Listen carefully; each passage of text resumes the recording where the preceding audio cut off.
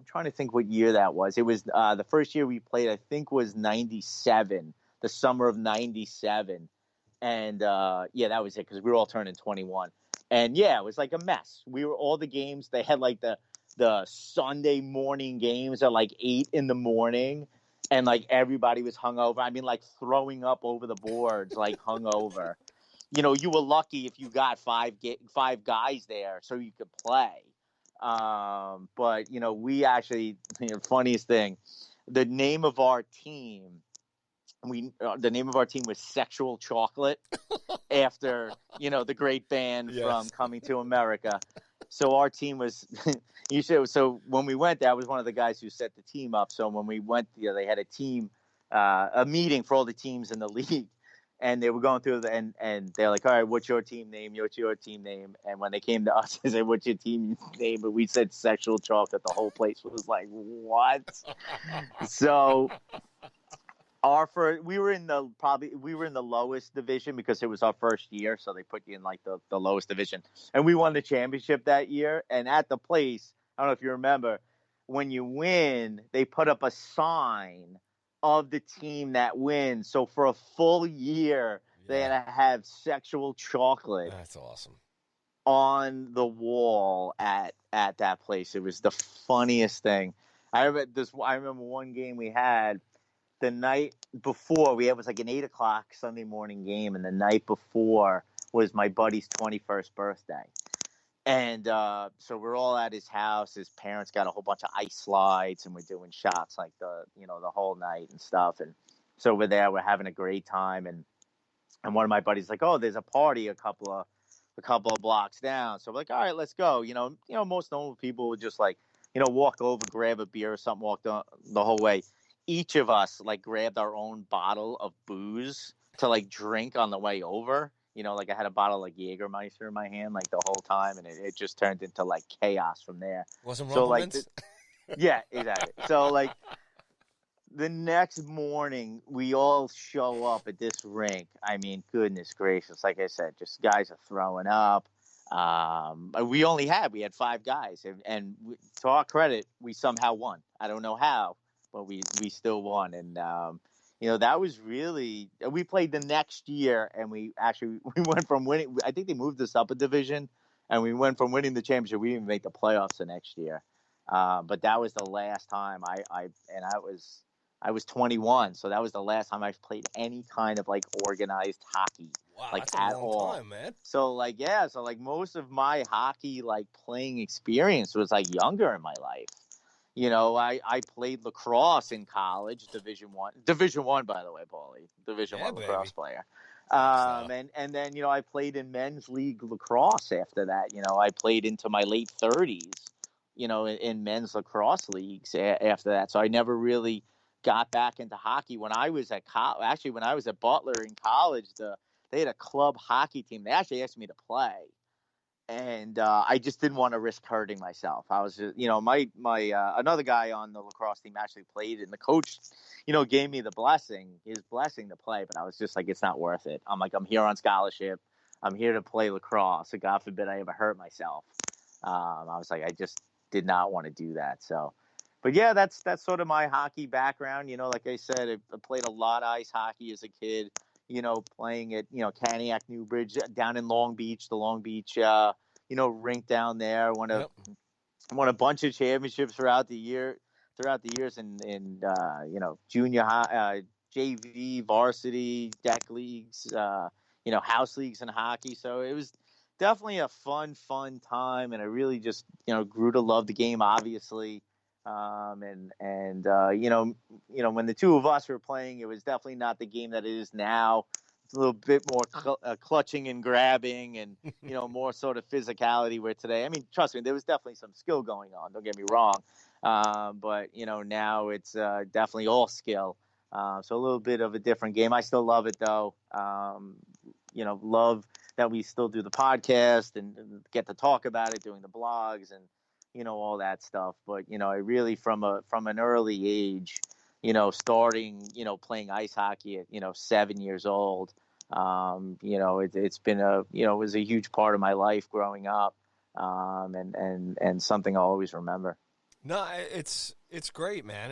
I think a lot of I would definitely say. I mean, I'd love to hear maybe on Twitter and stuff some of the maybe some of the upstate hockey fans or Central New York, Westchester, and all that other stuff. But I know I can speak for thousands and thousands of kids out here on Long Island, especially in the 80s and 90s. It was just so huge as far as just massive leagues out here. You could play anywhere, whether it's the rec leagues. It's when you think about it, how many ice rinks are actually on Long Island?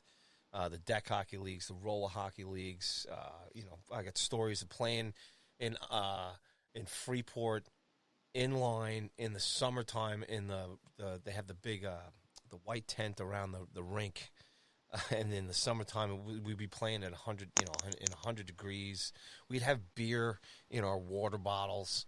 It was all drink. I mean, just the amount of drink that was involved with playing hockey, it was just unbelievable. And our girlfriends back then who put up with us, just the hockey stink after the games and all that other stuff. Oh yeah. But the equipment is the worst. I mean, there's nothing you could do to get the smell out of that equipment. I mean, you'd put it outside. They have sprays for it, and I had the goalie equipment, which was like 1,000 times worse. I mean, I'd have like the bag in my like room, and I'd like walk into my bedroom. And I'd be like, I can't do this anyway. So then I had to, I was like, this has to stay in the garage. I was like, I cannot have this like in my house. My parents would be like yelling at me and stuff. So. But yeah, that's one thing my buddy Scotty used to do on our roller hockey team. We had this team, right? It was a couple of years there. We were in our 19, 20, 21, and we were playing everywhere together. But that was Scotty's big thing in goal. He would leave his equipment, rotting because that would help him with clearing the crease. Guys wouldn't want to come near him by the crease, That's a smart move. That's a savvy move right there. But I will say this: the deck hockey leagues. I'll never forget. I was so against the foot hockey. It's like, come on, this was like, I was this, local, street inline player had these ethics that there's no way I'm playing, ball hockey or deck hockey, and then after a while playing it and having fun, there was such a great ease. Like I said, I'm a veteran of the Farmingdale Deck Hockey League there on 110. I'm sure there's just. Hopefully there's a whole bunch of people listening to the same thing, man. But man, sure. And did you ever go to Mary's, the bar that was down at the end? No. All right, so there was this bar down at the end called Mary's, and it was run by this old woman named Mary and stuff. And my God, it was just great. The wings were amazing, and you'd go in there, and everybody chip in $5-10 or whatever. You get pitchers of beer and hundreds of wings. And we used to play darts back then and stuff. But there were nights where I would end up sleeping in the parking lot in my car there. Because I lived, out here. I mean, I got all these great memories. And when I moved to Colorado, my buds, all my hockey buds at that time, they had signed my hockey stick, my deck hockey Milex stick, That's right. But the ease of the game was great, man. There was nothing better than just, all you had to do was, have a good pair of sneakers, your elbow pads, your shin pads, your jock strap, a nice broken-in pair of gloves, and a couple of sticks. And for 45 minutes or whatever the heck it was, you would run around in there, play some ball hockey. But all the stories like the hangover games, showing up when you only had 5 guys or whatever, and that whole thing, the names of the teams, and then you would, if you won that division, you'd move up to the next division. I mean, it was a great little camaraderie. You knew everybody. You knew the goons and the good guys on certain teams, and just a blast, man. Just so many memories, and knock on wood, a lot of my buddies, everybody's still around, still healthy and stuff, and we talk about those great times. Those are hockey memories. Those are things, and though I didn't go on to do it professionally or even carry it on, I played a lot of soccer too, man. I was a big soccer player too, and like yourself too, you moved on to lacrosse and everything. I'm sure you have tons of stories there. But, it's funny how you stopped that young. I mean, I was still playing, deck hockey up until I was almost 30 years old, 28, 29. But that was the ease of deck hockey. You could just get in. Now I joke around. Some of my buddies are in their, 40s and older than that, and they're still playing. I go, you're out of your mind. And I was saying that 10, 15 years ago. How are you still playing? There's no way. But it was just so much fun, man. And yeah, I mean, the rivalries that you would, like I said, we were only in this league for 2 years, but halfway through our first year, we already hated, and were hated by half the league. because you just built up our big rivalry because we were all Ranger fans for the most part on the team. We had a couple Islander fans on the team, but there was one team in the league called the Islanders. I mean, by the way, how unoriginal, the Islanders. I mean, give me a break. But and we met them, and we had played them a couple of times during the year. I think they beat us every time we played them, and we ended up playing them in the semifinals that year, and we beat them. I remember Paulie, I actually scored the game-winning goal. I remember like it was yesterday. It was off the face-off. A guy off the face-off shot it right off the face-off, rebound, scored, and we went on and won the game, and we won in the championship game the next weekend or whatever it was. But and what's great about that, and just beyond. When you played in the deck leagues when I was younger in ice hockey, there weren't a lot of like guys who played ice hockey in those leagues. So I was playing with mostly guys from other towns and stuff. Yeah. And what was great about the deck hockey stuff is like, these are like my best friends. And it like made it that much, more special when you won, thankfully we won a championship. And like you said, we still talk about it now. We all hang out and, we're having some beers in my buddy's backyard. And we ultimately come back to that summer and that deck hockey team and just all the fun that we had, again, with our name, Sexual Chocolate. I mean, we'd be screaming from the bench, yeah, chocolate, and people would be like, what is wrong with this team? But it was such an even keel. That was so great about the deck hockey. Like you were saying, you didn't have to be like a great skater. You didn't have to be a great stick handler. You didn't have to be in great shape. You had guys that were fat and beer bellies and stuff, and those are your defensive guys or whatever. And, I think of the Nintendo ice hockey with the little fat guy and the little skinny guys, those guys, those were your deck hockey teams, man. And you nailed it, man. My buddy's father, one of my best buddies, his father played on our team. We actually, and he became like he was our guy, and we named the team. I used to call him Papa Ray. And then we changed the name to the Papa Rays. And we were that team for like years, and we won championships together, and that's how tight we were. And all of us, I don't see them as much as I used to, but we all stay in touch. But those guys, they turned that hockey team into, as they got older, into golf outings, into summer parties, and it's all, the invitations are all Papa Ray reunion, Papa Ray barbecue, Papa Ray golf outing.